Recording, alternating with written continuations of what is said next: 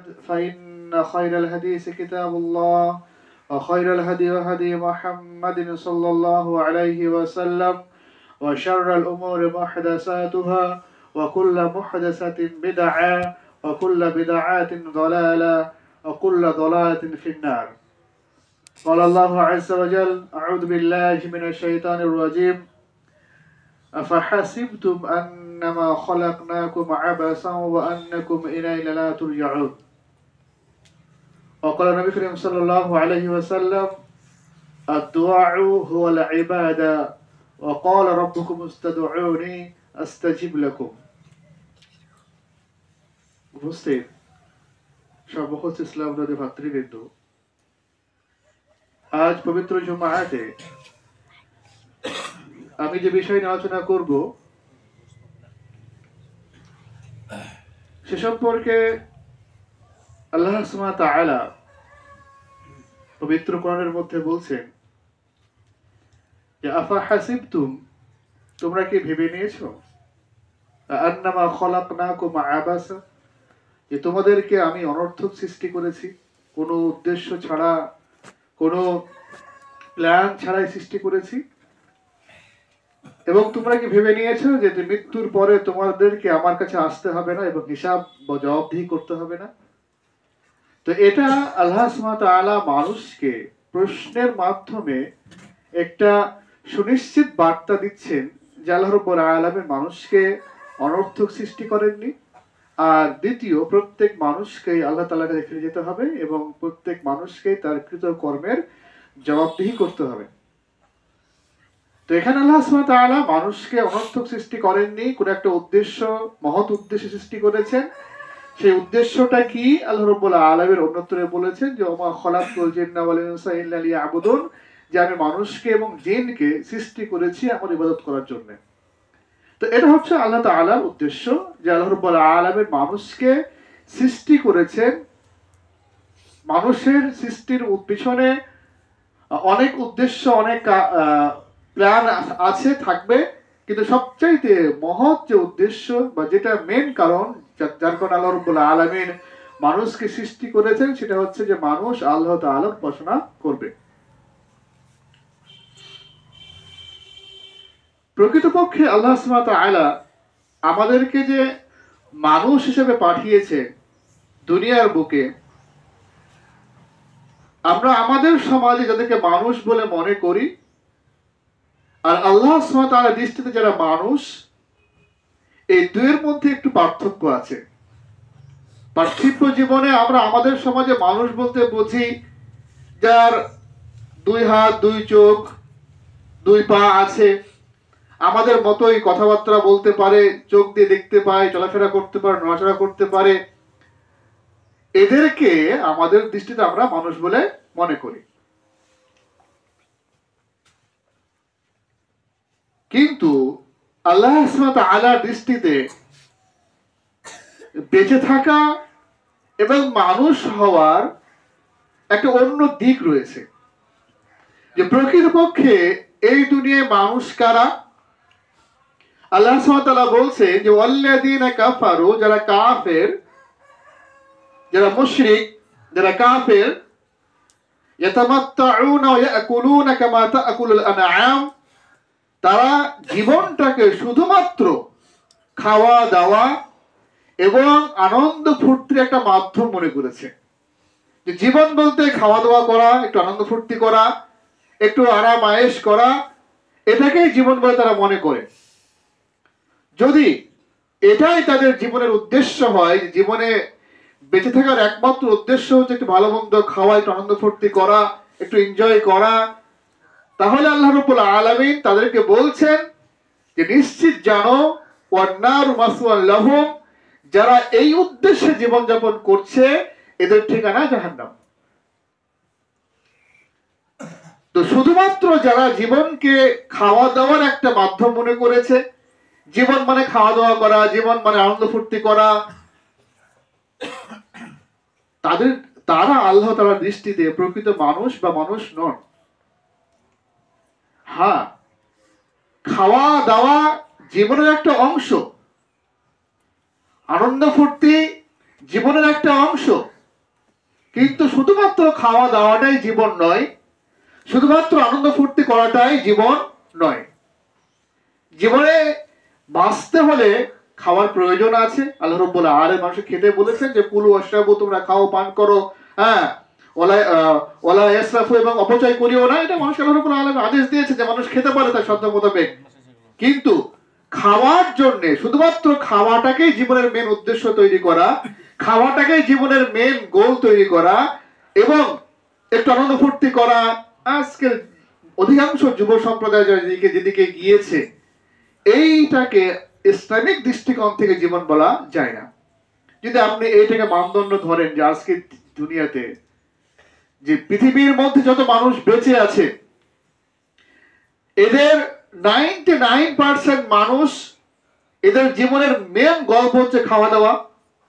আর যারা যুব সম্প্রদায়, যারা এদের জীবনের একমাত্র উদ্দেশ্য হচ্ছে আনন্দ ফুর্তি করা। বিভিন্ন মাধ্যমে ট্যুর হতে পারে, মোবাইল হতে পারে, খেলাধুলা হতে পারে, আরো অনেক কিছু আছে। কিন্তু প্রকৃত উদ্দেশ্যে যদি এটাই জীবন যারা মনে করছেন, এটাকেই জীবন মনে করে বেঁচে আছি আমরা, তারা আমাদের দৃষ্টিতে বেঁচে থাকলেও আল্লাহর দৃষ্টিতে এরা বেঁচে নয়, এরা মৃত। আল্লাহ রাব্বুল আলামিন বলছেন যে মান আমিলা সালিহাম মিন যাকারি ওয়া উনসা, যারাই সৎ কাজ করে, ভালো কাজ করে, কল্যাণকর কাজ করে, মিন যাকারি ওয়া উনসা, সে নারী হোক কিংবা পুরুষ হোক, সকলেই সমান ইসলামের দৃষ্টিতে, সকলের একই বিধান। তো নারী এবং পুরুষ উভয়কে আল্লাহ রাব্বুল আলামিন সম্বোধন করে বলছে যে যারাই নারী এবং পুরুষের মধ্যে যারাই ভালো কাজ করে, ওয়া মুমিন, আল্লাহ তাআলার উপরে পূর্ণাঙ্গ ঈমান রেখে, আল্লাহ তাআলার উপরে স্বচ্ছ পরিশুদ্ধ ঈমান রাখার পরে যারা ভালো কাজ করছে, এখান থেকে বোঝা যায় যে যদি ভালো কাজ করি শুধুমাত্র আমরা, আর ঈমান পরিশুদ্ধ না হয়, বিশুদ্ধ ঈমান না হয়, তো সেই আমল গ্রহণযোগ্য নয়। ঈমান আমল কবুলের জন্য আমরা যে ভালো কাজগুলো করছি, সেই ভালো কাজগুলি গ্রহণযোগ্যতা পাওয়ার জন্য বা আল্লাহর দৃষ্টিতে বিনিময় পাওয়ার জন্য পরিপূর্ণ ঈমান থাকা শর্ত, বিশুদ্ধ ঈমান থাকা শর্ত। তো আল্লাহ রাব্বুল আলামিন আহ্বান করে বলছেন যারা বিশুদ্ধ ঈমান রেখে আল্লাহর জন্য বা আল্লাহ সন্তুষ্টির জন্য ভালো কাজ করছে, সে নারী হোক কিংবা পুরুষ হোক, এদেরকে আমি কয়েকটা উপহার দেব, কয়েকটা বিনিময় দেব। প্রথম বিনিময় কি? এক নম্বর হচ্ছে ফালা নুহইয়ান্নাহু হায়াতান তাইয়্যিবা, আমি অবশ্যই তাদেরকে একটা সুন্দর জীবন দান করব। এটা হলো অধিকাংশ বাংলা কোরআন যারা অনুবাদ করেছেন তাদের ভাষায় বললাম আমি। যদি এটা শাব্দিক অর্থ দেখি আমরা যে ফালা নুহইয়ান্নাহু, আমি অবশ্যই তাদেরকে জীবিত করব, ফালা নুহইয়ান্নাহু, আমি অবশ্যই তাদেরকে জীবিত করব। এবার আপনি ভাবুন যে আল্লাহ সুবহানাহু ওয়া তাআলা মানুষকে বলছে যে ফালা নুহইয়ান্নাহু, আমি অবশ্যই তাদেরকে জীবিত করব। তো যারা ভালো কাজ করছে তারা কি মৃত না জীবিত? জীবিত। জীবিত আছে বলেই তো কাজ করতে পারছে, জীবিত আছে বলেই তো ভালো কাজ করতে পারছে, তারা মৃত নয়। আল্লাহ রাব্বুল আলামিন কেন বলছেন যে ফালা নুহইয়ান্নাহু, আমি অবশ্যই তাদেরকে জীবিত করব একটা কল্যাণময় জীবনের দিকে, একটা সুখময় জীবনের দিকে। এর অর্থ হচ্ছে যে তাহলে যারা সলেহ বা ভালো আমল করে তাদেরকে আল্লাহ রাব্বুল আলামিন বাঁচিয়ে রেখেছেন বা তারাই আল্লাহর দৃষ্টিতে জীবিত, আর যারা সলেহ বা ভালো কাজ করে না, কল্যাণকর কাজ করে না, তারা আল্লাহর দৃষ্টিতে মৃত। যদিও আমরা আমাদের দৃষ্টি থেকে জীবিত বলে মনে করছি, কিন্তু তারা অনেক আগেই মারা গিয়েছে। এজন্য যদি প্রকৃত অর্থে আমরা বেঁচে আছি এই দাবি করি, যদি প্রকৃত অর্থে আমরা জীবিত আছি এই দাবি করি, আমরা মৃত নই যদি এই দাবি আমরা করি, তাহলে অবশ্যই আমাদেরকে আল্লাহর জন্য সৎ কাজ করতে হবে, তবেই আমরা জীবিত বলে গণ্য হব। এবং আমরা যে মানুষ, এর পরিচয় দেওয়ার জন্য আমাদেরকে আমাদের জীবনে খাওয়া দাওয়া আনন্দ ফুর্তির উপরে গিয়ে এগুলো ছেড়েও কিছু কাজ, কিছু দায়িত্ব বহন করতে হবে। সামাজিকভাবে ধর্মীয় দায়িত্ব, সামাজিক দায়িত্ব, পারিবারিক দায়িত্ব, বিভিন্ন দায়িত্ব আছে। শুধুমাত্র খাওয়া দাওয়া, আমি খেলে হয়ে গেল, আমি ভালো খেয়ে বেঁচে আছি, আমার পার্শ্ববর্তী মানুষ কি খেয়ে আছে কি না খেয়ে আছে, আমি ভালো মন্দ খেয়ে আলহামদুলিল্লাহ খুব সুন্দর জীবনযাপন করছি, পার্শ্ববর্তী মানুষ কি অবস্থায় জীবনযাপন করছে, যদি এই নিয়ে চিন্তা ভাবনা না করি, এটা মানুষটা শুধুমাত্র আমি খেয়ে বাঁচবো, এটা তো পশুদের স্বভাব। শুধুমাত্র আমি খেয়ে বাঁচবো পশুদের স্বভাব। আল্লাহ রাব্বুল আলামিন তাদেরকে এই স্বভাব দিয়েছেন যে হিংস্র যারা জীবজন্তু, বাঘ, সিংহ যারা আছে, তারা নিজে বেঁচে থাকার জন্য অন্য জীবজন্তুকে মেরে খাচ্ছে। এটা তো তাদের বৈশিষ্ট্য। এবং অন্য বাঁচলো না মরলো, খেতে পেলো না পেলো, এটা আমার দেখার দরকার নেই, আমি খেতে পেলেই হলো, আমি বাঁচলেই হলো, এই বৈশিষ্ট্য, এই স্বভাব পশুদের। মানুষ তো এরকম নয়। মানুষ এরকম হতে পারে না যে মানুষকে আল্লাহ রাব্বুল আলামিন বিবেক দিয়েছেন, বুদ্ধি দিয়েছেন, মানুষকে আল্লাহ রাব্বুল আলামিন যে সামাজিকতার বন্ধনে আবদ্ধ করেছেন, এই বন্ধন থেকে বেরিয়ে গিয়ে মানুষ যদি শুধুমাত্র তার জন্য চিন্তা ভাবনা করে যে আমি বাঁচলেই হলো, আমি খেতে পেলেই হলো, আমি সুখে থাকলেই হলো, বাকি দুনিয়া কি করছে আমার দেখার কোনো প্রয়োজন নেই, তো সেই মানুষ প্রকৃত অর্থে আল্লাহর দৃষ্টিতে মানুষ নয়, বা সে প্রকৃত অর্থে বেঁচে নেই। ইসলামের বিধান সামগ্রিক। ইসলাম শুধুমাত্র এই যে সীমাবদ্ধ ব্যক্তিগতভাবে নয়, ওই জন্য ইসলাম মানুষকে সামাজিকতা শিখিয়েছে। এই জন্য মানুষ সমাজবদ্ধ জীবনযাপনে মানুষকে উদ্বুদ্ধ করেছে যে মানুষ একা বাঁচতে পারে না, একা বেঁচে থাকার বৈশিষ্ট্য মানুষের নয়। মানুষ হবে সামাজিকতার বন্ধনে, মানুষ হবে ধর্মীয় মানদণ্ডে, সামাজিকতার আড়ালে বা সামাজিকতার মধ্যে জীবনযাপন করবে। তার জন্য সহযোগিতা, সহমর্মিতা, সহানুভূতি এর প্রয়োজন আছে। তার জন্য একটু মানুষকে সেবা যত্ন করা, একটু মানুষকে সাহায্য করা এর প্রয়োজন আছে। কিছুদিন আগে একজন ব্যক্তি এক প্রশ্ন করেছিলেন আমাকে যে নৈতিকতা এবং মানবিক মূল্যায়নে ইসলামের অবদান কি? নৈতিকতা এবং মানবিক মূল্যবোধ উন্নয়নে ইসলামের অবদান কি? প্রশ্নটা শুনে স্বাভাবিকভাবে আমি একটু অস্থির হয়ে গিয়েছিলাম যে এইরকম প্রশ্ন আমার জীবনে শুনিনি। আর নৈতিকতা খুব ভারী শব্দ, মানবিক মূল্যবোধ খুব ভারী শব্দ। স্বাভাবিকভাবে আমরা এই শব্দের মাধ্যমে কানে শুনলেও এই প্রকৃত অর্থ সম্পর্কে আমরা অবগত নই, প্রকৃত অর্থ সম্পর্কে আমরা সজাগ নই, বা সেই রকম পরিচিত নই আমরা। তা আমি ওই ভাইকে বললাম যে ইনশাআল্লাহ আমি এর উত্তর আপনাকে কাল দেব। তো যখন আমি এই দুটি শব্দ নিয়ে একটু যাচাই বাছাই করতে চেষ্টা করলাম, তাই তো ইসলাম মানুষকে নৈতিকতা কিভাবে শিখিয়েছে, মানবিক যে মূল্যবোধ এ সম্পর্কে মানুষকে ইসলাম কি শিক্ষা দিয়েছে। আলহামদুলিল্লাহ, আমার 2-3 দিনের যে এই বিষয়টা পড়া, এবং আমি আমার জীবনে যতগুলো বিষয় নিয়ে মানে মোটামুটি একটু পড়াশোনা করেছি, এটা খুব সুন্দর বিষয় একটা, যে নৈতিকতা এবং মানবিক মূল্যবোধ উন্নয়নে ইসলামের অবদান কি। আপনারা একবার পড়ে দেখবেন, ইসলামের যত বিধান আছে, ইসলামের যত বিধান আছে, প্রত্যেকটা বিধানের মধ্যে আল্লাহ রাব্বুল আলামিন নৈতিকতা দিয়েছেন, প্রত্যেকটা বিধানের মধ্যে আল্লাহ রাব্বুল আলামিন মানবিক মূল্যবোধকে সম্মান দিয়েছেন। আসলে নৈতিকতা বলতে কি বোঝানো হয়, মানবিক মূল্যবোধ বলতে কি বোঝানো হয়, যদি আমরা তাদের ভাষায় বলি, সাহিত্যিকের ভাষায় বলি, যে নৈতিকতা বা মানবিক মূল্যবোধ বলতে বোঝায় যে সামাজিক সম্পর্ক, সামাজিক সুসম্পর্ক, প্রত্যেক দিনে যে আদান প্রদান, একটু হাসি মুখে কথাবার্তা বলা, একটু সাহায্য সহযোগিতা করা, একটু সৌজন্যবোধ সাক্ষাৎ করা, একটু খোঁজ খবর নেওয়া, এগুলি নৈতিকতা, এগুলি মানবিক মূল্যবোধ। এগুলি কি ইসলামের মধ্যে নেই? সাহায্য সহযোগিতা, একটু মুস্কি হেসে কথাবার্তা বলা, এটা কি ইসলাম সাদকা বলেছে? যে এটা কোনো ব্যক্তি যদি তার ভাইকে দেখে মুস্কি হেসে কথা বলে, তো তার জন্য এটা সাদকা স্বরূপ। প্রতিবেশীর অধিকার সম্পর্কে ইসলাম এত বেশি বলেছে, এত বেশি বলেছে যে রাসূলুল্লাহ সাল্লাল্লাহু আলাইহি ওয়াসাল্লাম আশঙ্কা করতে কোন এক সময়তে যে আমি তো ভয় পেয়ে গিয়েছিলাম যে জিবরাইল আলাইহিস সালাম কোন সময় এসে আমাকে না বলে দেয় যে আজ থেকে তোমার প্রতিবেশী তোমার সম্পত্তির অধিকারী হয়ে যাবে। এত বেশি অধিকার সম্পর্কে বলা হচ্ছিল। তো যে ইসলাম প্রতিবেশী সম্পর্কে এত বেশি বলেছে, মানবিক মূল্যবোধ সম্পর্কে ইসলাম এত বেশি বলেছে, যে আল্লাহ সুবহানাহু ওয়া তাআলা বলেছেন মান কতলা নাফসান বিগাইরি নাফসিন, যে ব্যক্তি অন্যায়ভাবে কোন একজন ব্যক্তিকে হত্যা করবে ফাকান্নামা কাতালান নাসা জামিআন, সেজন্য সমগ্র মানব জাতিকে হত্যা করলো।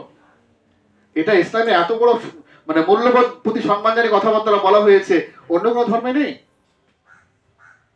তারপরও যখন আজ ইসলামকে নিয়ে বিভিন্ন জায়গায় ডিবেট হচ্ছে, বিভিন্ন জায়গায় কথাবার্তা হচ্ছে, তখন প্রত্যেকটা ডিবেটে যারা মুসলিম, ওই ধরনের মুসলিম যারা ইসলাম সম্পর্কে বোঝে না কিন্তু ইসলামিক পণ্ডিত সেজে এসে ডিবেট সব বসে যাচ্ছে, কিংবা যারা নন মুসলিম যারা ইসলাম সম্পর্কে আরো জানে না, এরা এসে কি করছে, রাত দিন 24 ঘন্টা শুধু ইসলামের বদনাম করছে যে ইসলাম কর্কশ ধর্ম, ইসলামের মধ্যে নৈতিকতা নেই, ইসলামের মধ্যে আদর্শ নেই, ইসলামের মধ্যে সহজতা নেই, ইসলামের মধ্যে পারিবারিক যে সুসম্পর্ক তার কোনো নীতি নেই, আদর্শ নেই।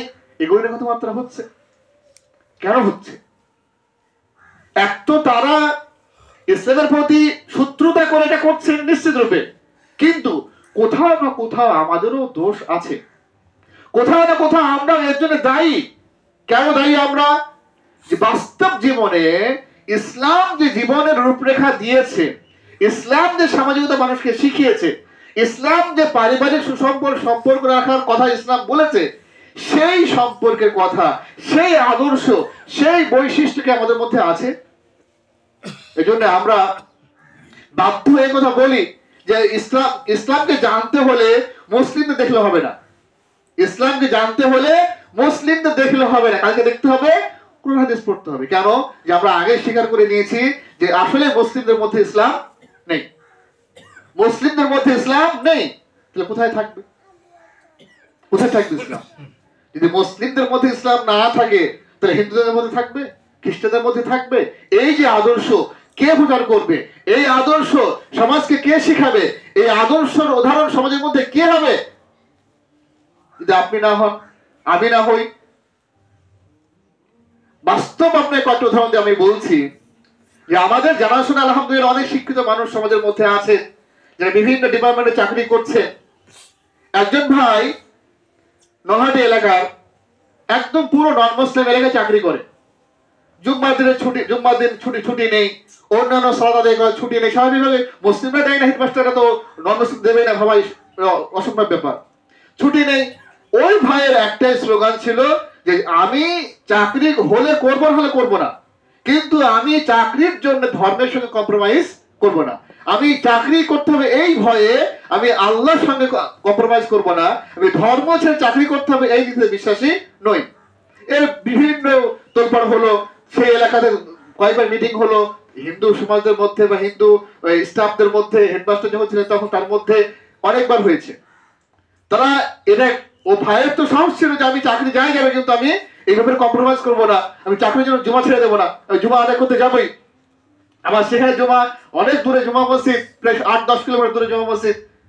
এই অবস্থায় যখন ভাই কম্প্রোমাইজ করছে না, তখন ওই হেডমাস্টার রিপোর্ট করেছে এসআই এর কাছে গিয়েছে।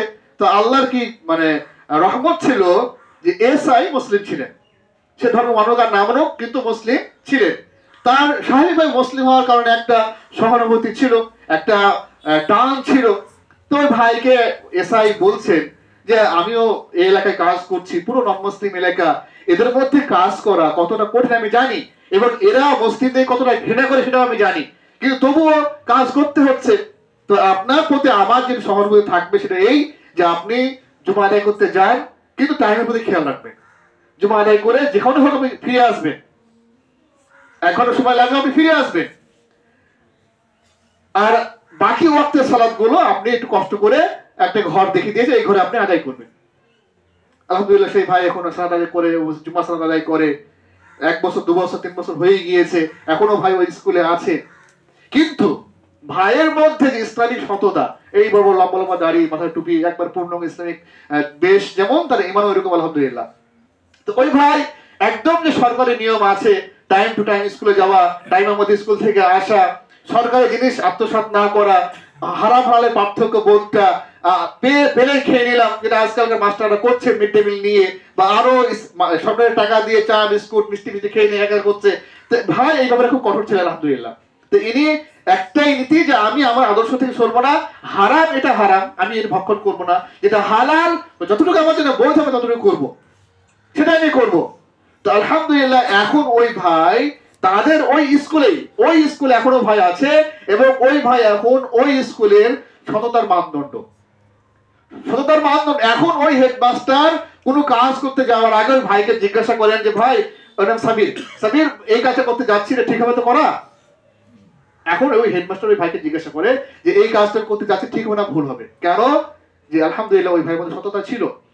এখন ওই ভাইকে আর বলতে হবে না যে ভাই ইসলামের মধ্যে এই সততা আছে, ইসলাম এটাকে হারাম বলে, ইসলাম মিথ্যাকে হারাম বলেছে, ইসলাম আত্মসাৎকে হারাম বলেছে, ইসলাম দুর্নীতিকে হারাম বলেছে। এটা মুখে বলার প্রয়োজন নাই, ওর ব্যবহারটাই বলে দিয়েছে ওই সমাজকে, ওই জাতিকে, ওই পুরো স্কুলকে, যে না এটাই সততা, এটাই ইসলাম।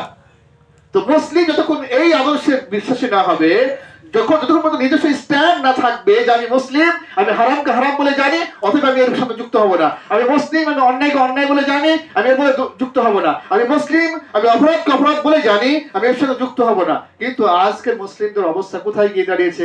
এরা 100 টাকার জন্য ইমাম বিক্রি করতে রাজি আছে, এরা 100 টাকার জন্য নিজের আদর্শ বিক্রি করতে রাজি আছে, এরা 100 টাকার জন্য নিজের যে নীতি সেটা বিক্রি করতে রাজি আছে।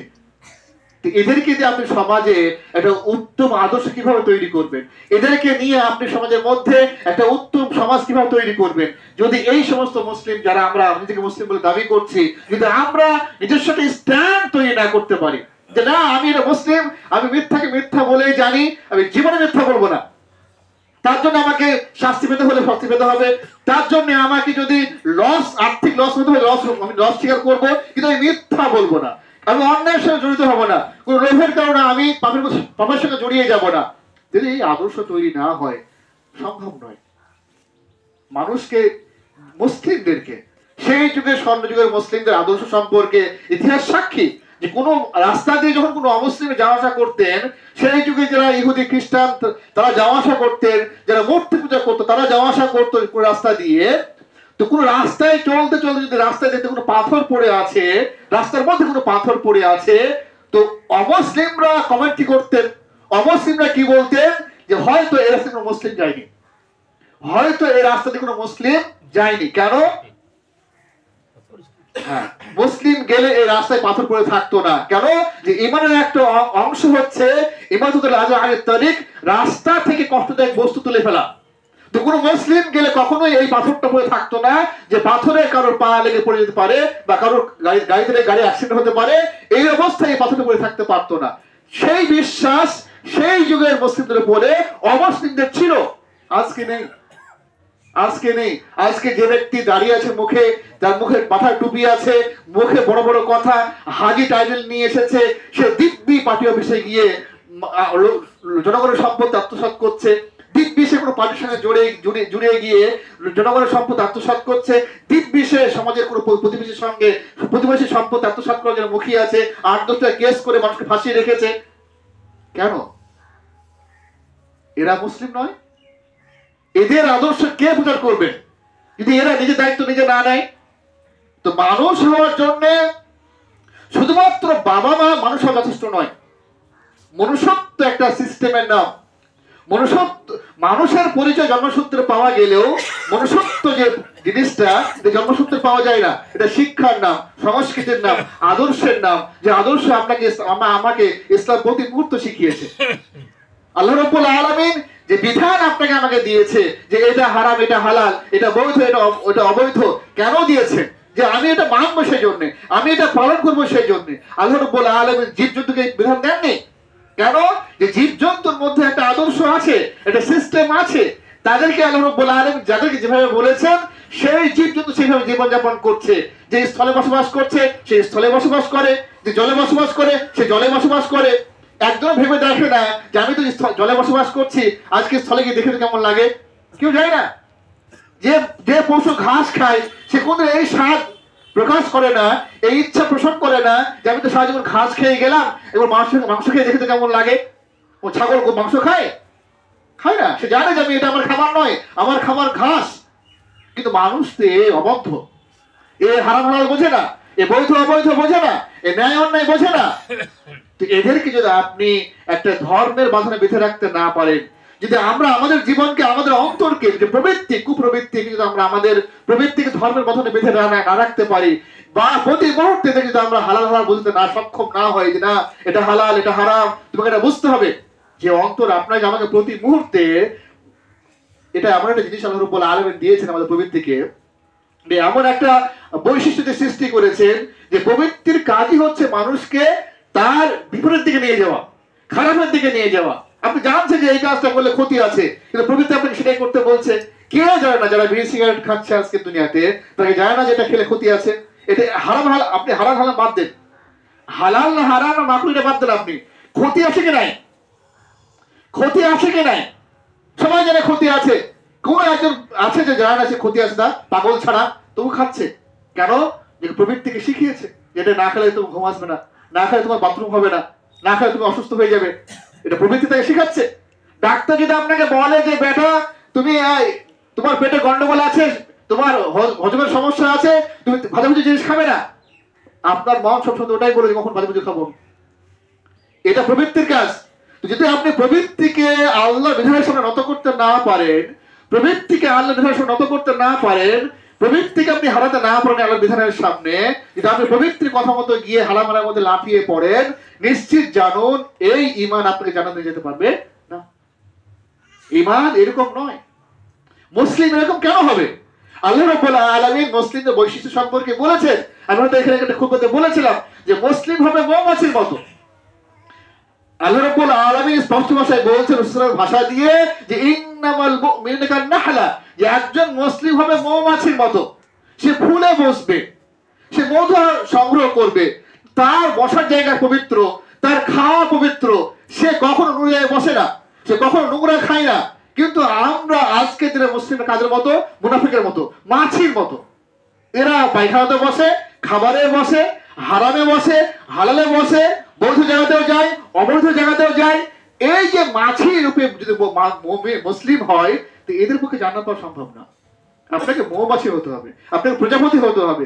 আপনি ছুটবেন কার ঘামে, ফুলের সুগন্ধে, কিন্তু আপনি যেখানে হারাম সেখানে যাচ্ছেন, যেখানে নোংরা কাজ হচ্ছে সেখানে যাচ্ছেন। আপনি জালসারও কমিটি, আপনি গানেরও কমিটি। আদর্শহীন মুসলিমের কোনো মূল্য নেই। আদর্শ থাকতে হবে, স্ট্যান্ড থাকতে হবে আপনার, যে আমি মুসলিম, আমি এটাকে অন্যায় বলে জানি, এটা অন্যায় বলে জানি, এটা হালাল আমি করবো। আমি লোকে কি বলবে, লোকে কি ভাববে, এটা মুসলিমের ভাবনায় আসতে পারে না। লোকে কি বলবে, লোকে কি ভাববে, এটা মুসলিমের ভাবনা আসতে পারে না। আমি বিখ্যাত ঘটনা বলে শেষ করবো খুতবা, যে সমস্ত মহাপুরুষরা ভারতবর্ষে ইসলামকে প্রচার করেছে, তাদের মধ্যে অনেকেই ছিলেন, তাদের মধ্যে একজন হচ্ছে শাহ ইসমাইল শহীদ।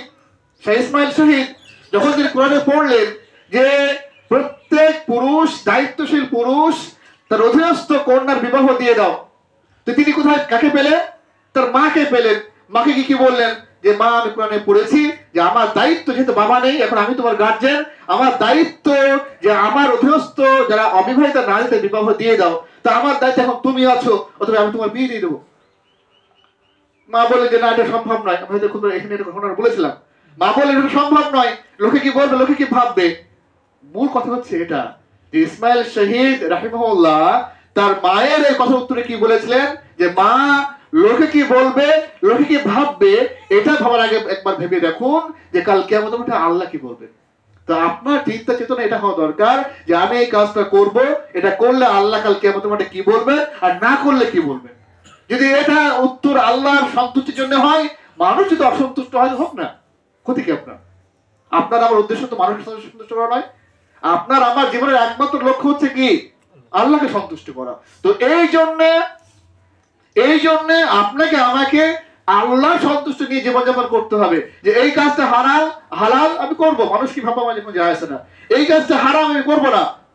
কিন্তু আজকের দুনিয়াতে যদি আপনি হারাম কাজ করেন, বাহাদুর সে প্রকৃত অর্থে যারা আজকের দিনে সৎ, প্রকৃত সতের কথা বলছি আমি, যারা প্রকৃত অর্থে দুনিয়া আজকে সৎ মানুষ, তাদেরকে আজকের দিনে লোকেরা কি বলে? বেওকুফ। এর বুদ্ধি নাই, চালাক না। আপনি বেকুব হন না, কি আর যায় আছে আপনার? ওরা চালাক হোক, ওরা বুদ্ধিমান হোক, কারণ আমাদের উদ্দেশ্য তো মানুষের কাছে সার্টিফিকেট নেওয়া নয় যে আমাকে কে চালাক বলছে আর কে বুদ্ধিমান বলছে। আমাদের উদ্দেশ্য পরকাল আল্লাহ সন্তুষ্টির জন্য। তো সেটা করতে গিয়ে যদি মানুষ আমাদেরকে বেওকুফ ভাবে, নির্বোধ ভাবে যে এ হারাম হারাম চালাক নয়, চতুর নয়, দুনিয়া বোঝে না, দরকার নেই আমার দুনিয়া বোঝার। যে বুঝেছে সে কি বেঁচে আছে? যে দুনিয়া বোঝে খুব, যে দুনিয়ার সবথেকে চালাক ব্যক্তি, সে কি বেঁচে আছে না মরে গেছে? কেউ দুনিয়া বাঁচবে? কেউ বাঁচবে না। যে চালাক সেও মরবে, যে বুদ্ধি, যে চালাক চতুর, যে সব থেকে চালাক বুদ্ধিমান মানুষ, সেও বাঁচবে না, সব মরে যাবে। তো যেহেতু আপনিও মরবেন, আমিও মরবো, আপনিও মরবেন, আমিও মরবো, আপনি চিরস্থায়ী নয়, আমি চিরস্থায়ী নই। পার্থক্য কি? যে কালকে আমাদের মাঠে হিসাব দেওয়ার সময়তে যে দুনিয়া চালাক চতুর ভাবছে নিজেকে, যে নীতিহীন জীবনযাপন করছে, যে হারাম হালাল পার্থক্য বোধ না করে গগ্রাসে শুধু খেয়ে যাচ্ছে, তাকে হিসাব দেওয়া কত কঠিন ভাবতে পারছেন আপনি? সেজন্যে আমি মুসলিম, আমার আদর্শ থাকবে, নীতি থাকবে, যে আমি যে বাউন্ডারি বুঝি হালাম হারামের, ন্যায় অন্যায়ের, আমি কখনোই এই বাউন্ডারি ক্রস করব না। আমি কখনোই আমার প্রবৃত্তির তাড়নায় এসে কোনো হারামের সঙ্গে জড়িয়ে যাব না। আমি কখনোই আর পাঁচটা অমুসলিমদের দেখা দেখি পাল্লা দিয়ে খাওয়া খাওয়া আর আনন্দ ফুর্তি করা ওকে জীবন বলে মনে করবো না। আমি বুঝি জীবন বলতে আমল করা, আমি বুঝি জীবন বলতে আল্লাহর সন্তুষ্ট অর্জনের জন্য বেঁচে থাকা, আমি বুঝি জীবন বলতে খাওয়া দাওয়াটা জীবনের একটা অংশ, এটাই জীবন নয়। আল্লাহ রাব্বুল আলামিন সকলকে জীবনের প্রকৃত অর্থ বুঝে জীবন যাপন করার তৌফিক দান করুন, এবং যতদিন আমরা বেঁচে আছি যেন আমলের মাধ্যমে প্রকৃত অর্থে বেঁচে থেকে আল্লাহর জন্য, সন্তুষ্টির জন্য নেক আমল করতে পারি, ভালো আমল করতে পারি, এবং ভালো আমলের মাধ্যমে যেন আমাদের মৃত্যু হয়, সে তৌফিক আল্লাহ রাব্বুল আলামিন দান করুন। আমিন।